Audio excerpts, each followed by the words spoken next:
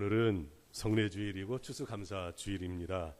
이렇게 예수님의 이름으로 모여 예배드리시는 우리 은광 믿음의 가족 여러분들을 환영하면서 하나님의 은총이 다시 한번 오늘도 풍성하게 흘러넘치기를 주님의 이름으로 축원합니다. 오늘 우리 주일학교 어린이들이 찬양을 했는데 정말 다 같이 부르고 싶은 마음이 너무 많이 들었어요. 거기 이렇게 하면서 하는데 너무 좋았습니다. 우리 어린이들에게 우리 예수님의 이름으로 하는 우리 어린이들을 향해서 예수님의 이름으로 축복합니다. 그리고 우리 학생들도 있는데 우리 학생 여러분들 예수님의 이름으로 축복합니다. 그럼 아멘 하는 거예요. 아멘 다 했어. 감사합니다. 우리 모든 우리 성도님들 모든 분들 예수님의 이름으로 축복합니다. 아멘. 감사합니다. 우리 이 시간 하나님께 이런 고백을 좀 드리고 싶은 마음이 들었습니다. 한번 저 따라서 해보세요. 하나님 사랑합니다.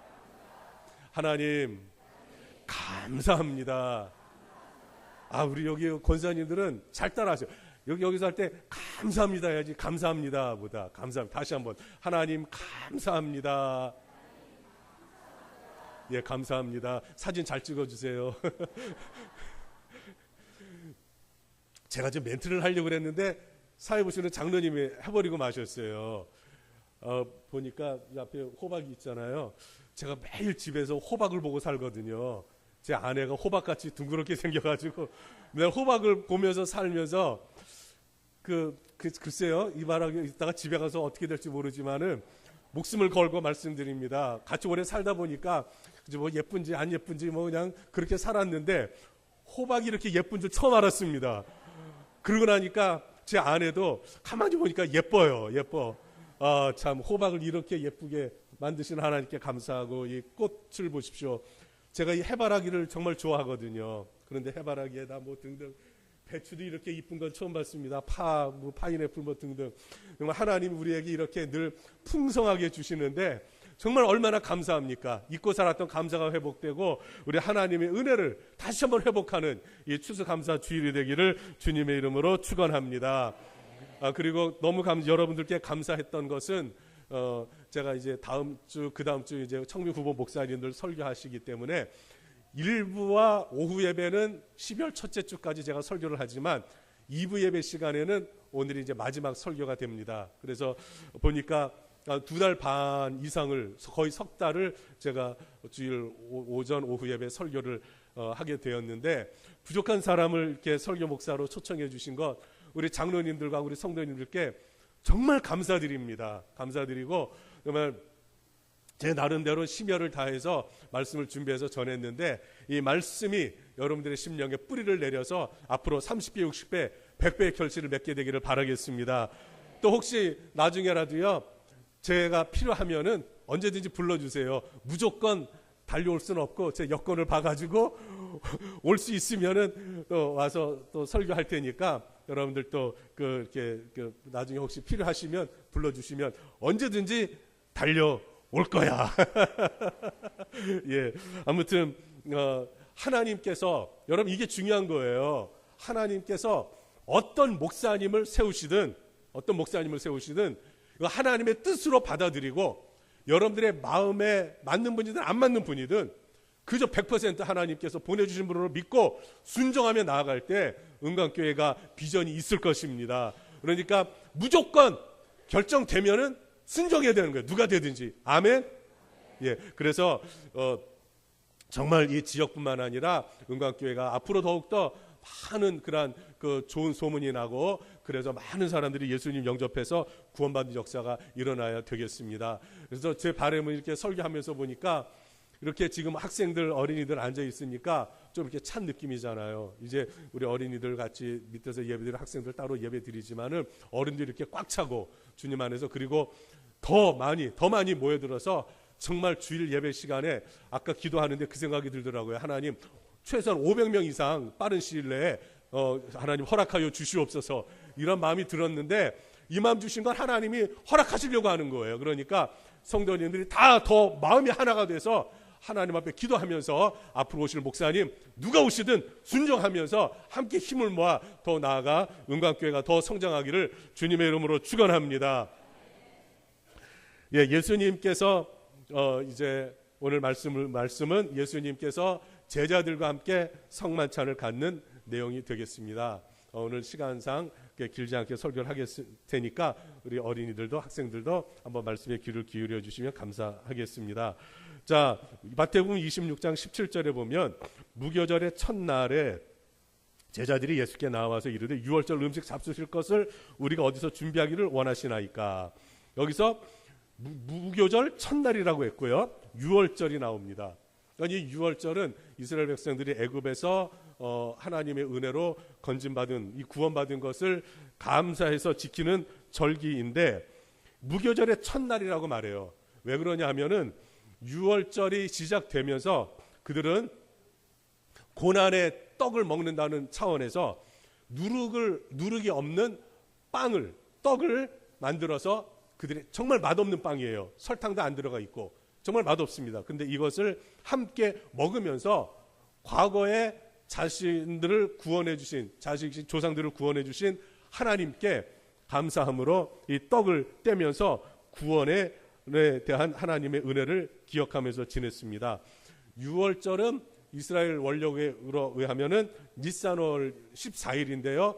지금의 이 부활절기 때입니다. 부활절기 때. 요 때에 우리 예수님. 그래서요, 이 유월절에 우리가 고난주간을 지키는데 굉장히 의미가 있는 것입니다. 그래서 이날에 저녁에 가족이 다 모여요. 가족이 다 모여서 애굽에서 고난받았던, 조상들이 고난받았던 것을 기억하면서 떡을 떼고 하면서 하나님께 귀한 식사 시간을 갖습니다. 가족들이 다 모여요, 그때는.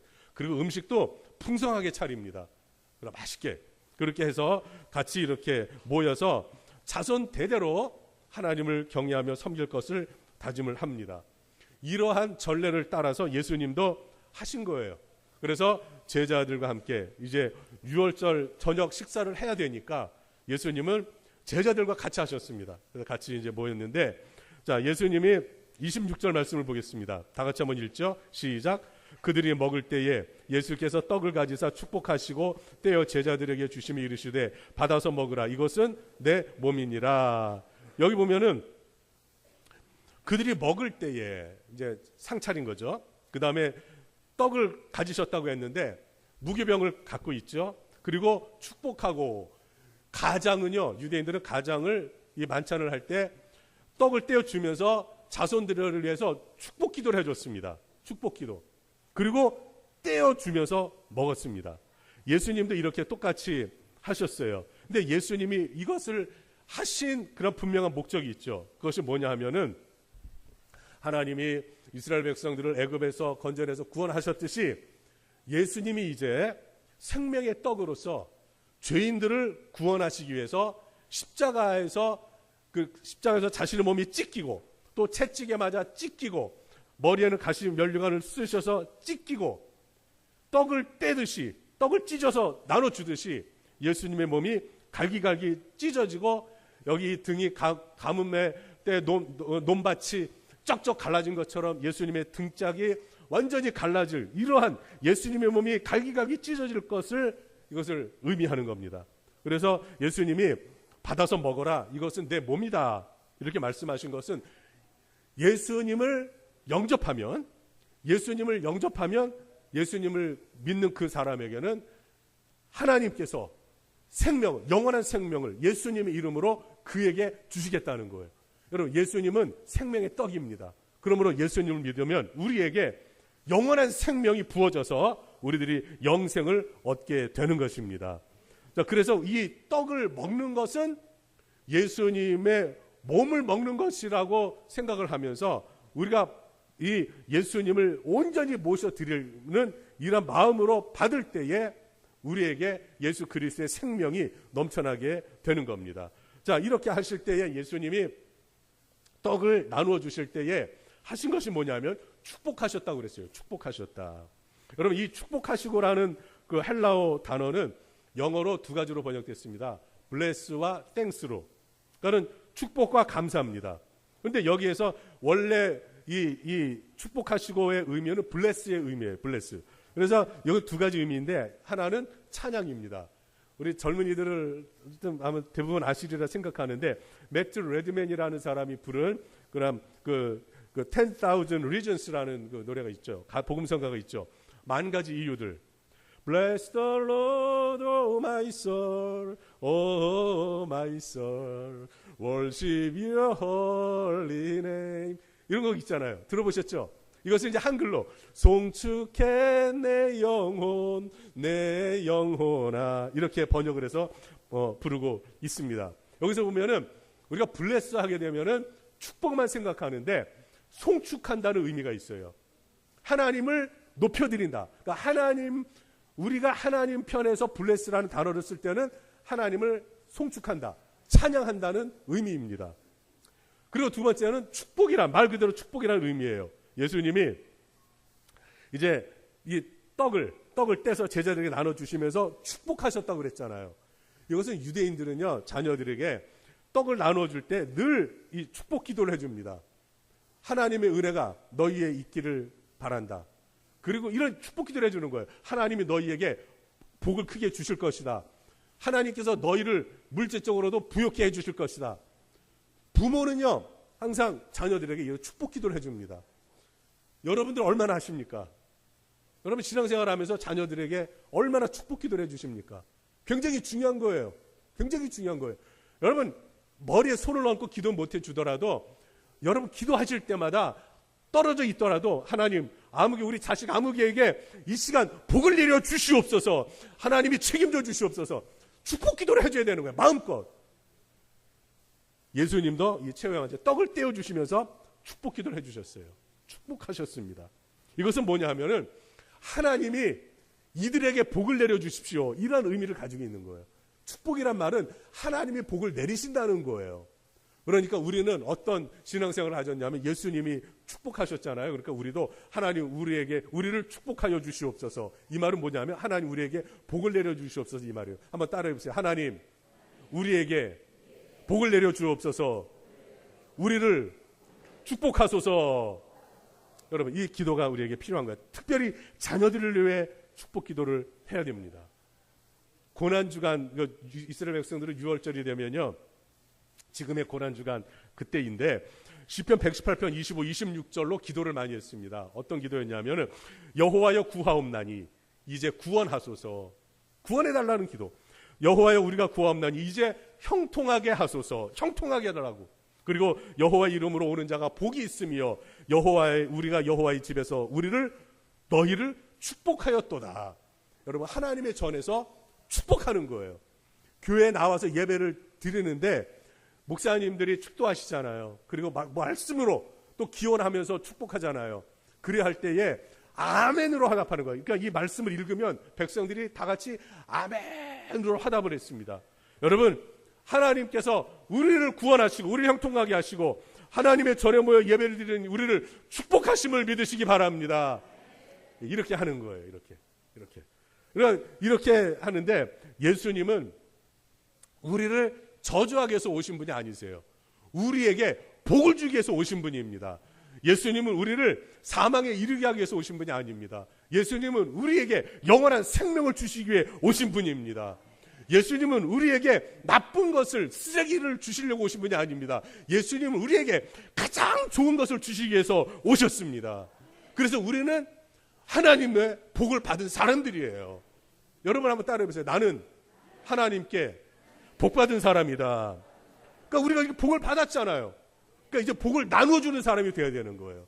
그래서 우리의 자녀들에게, 또 우리의 친지들에게, 이웃들에게, 예수님을 믿지 않는 사람들에게 예수님의 이름으로 나아가서 그들에게 예수님을 영접하게 하고, 이게 최고의 복이니까. 그리고 그들로 하여금 정말 가정이 회복되고, 인격이 회복되고, 사업이 회복되고, 직업이 회복되고, 모든 삶이 회복되도록 우리가 예수님의 이름으로 축복하는 것이 우리의 사명이라는 거예요.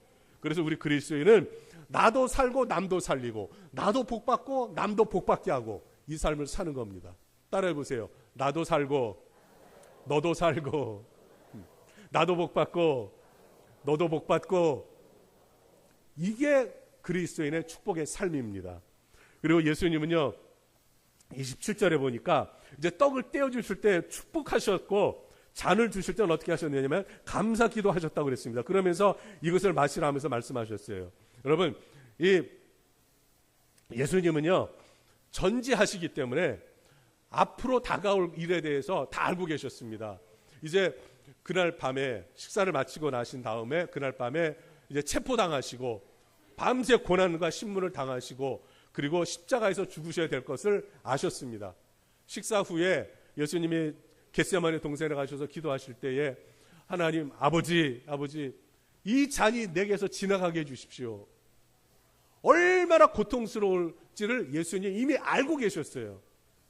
여러분, 의사 선생님이 우리 남한의 사람들에게 당신 내일 죽습니다 이런 마음이 어떻겠습니까? 당신 내일 이제 더 이상 못 살고 죽어. 오늘 밤에 엄청난 고통이 있고 당신 죽어.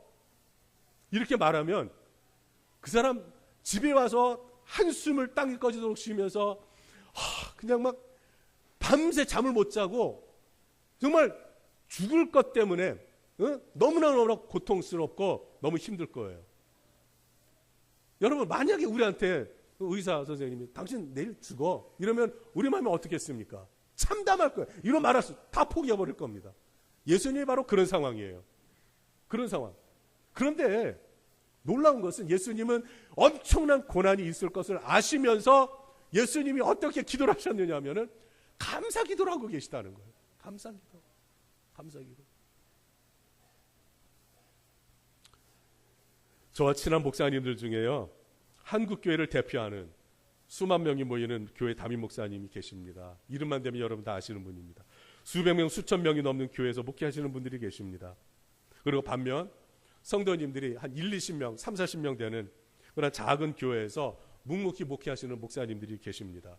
제가 아는 바로 저희 집 근처에 사는 어느 목사님이 10년 넘게 목회를 하셨는데 개척해서 지금도 10대 명 모입니다. 10대 명 모여요. 옆에서 지켜보기도 안쓰러워요. 이런 목사님들도 계십니다.